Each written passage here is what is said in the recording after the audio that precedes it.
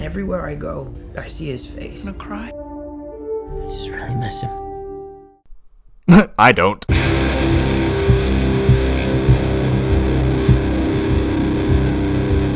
Spider-Man Far From Home is directed by John Watts and is set not long after the events of Avengers Endgame.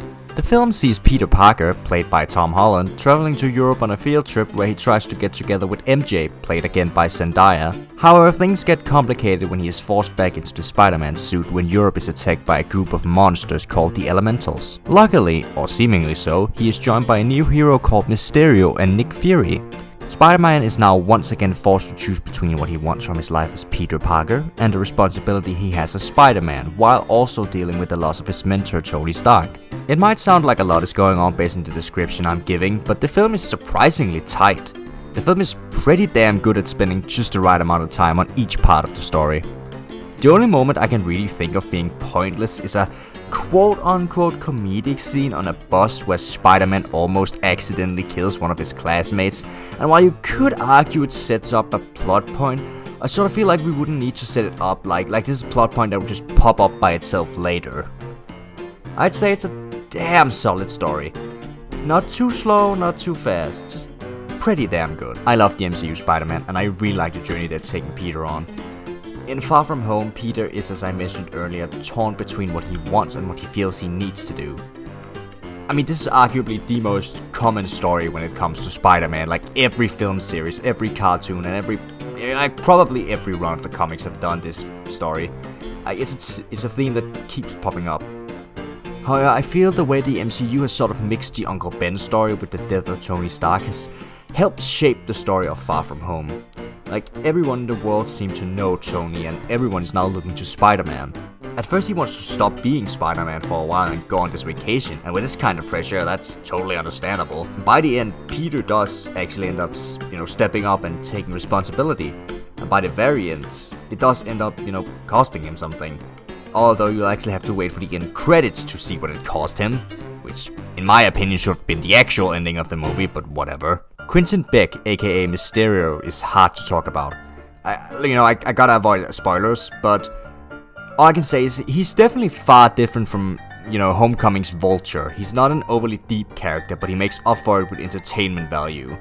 I mean, his powers are just an absolute blast. The rest of the characters are a mixed bag.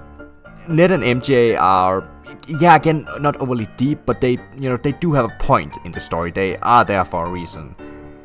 And, I'd take this MJ any day over the Raimi version. The rest of the class are just, randos, except, I guess, for Flash and Betty Brant. Like, Betty is just there, right? But she does actually end up working off Ned, and I find what they do together really funny, so, And Flash is kind of, Flash is a dick. But he's a really fun to watch dick. I really like this version of Flash Thompson, he's hilarious. Oh yeah, and JB Smoove is in this movie. Like, I don't know why he's in this movie. Like, he doesn't do anything. Like, I don't know why they cast him. Like, he's a legitimately funny dude. I just don't know why he's here. He has got nothing to work with. Like, I guess except, like, he's got, like, a running joke about witchcraft, and that's it. The film looks great. The European setting sets the film apart from all the other Spider-Man films. The CG is really nice, it's fine, and it actually fits really well with Mysterio's, he has these very visual powers, these very stylistic powers. The action sequences are an absolute blast, especially during the second act, again when Mysterio really lets his illusions go wild, like it's so much fun to watch. I only wish they could have done more with the spider sense. I still feel like The Amazing Spider-Man 2 had the best uses of the spider sense. I mean, hell, even the Raimi films got some use out of it. The score is by Michael Giacchino, and it's okay. I love the MCU Spider-Man theme, and I've been listening to the Mysterio theme, like, over and over again. Otherwise, it was just kind of, it's okay. The songs chosen for the movie, however, have been so perfect. I've had to add at least 3 of them to my own playlist, and trust me, that's more than I usually do. Overall, I really like Far From Home. The characters outside of Peter might not be overly complex, but that's because the film focuses on him and his journey.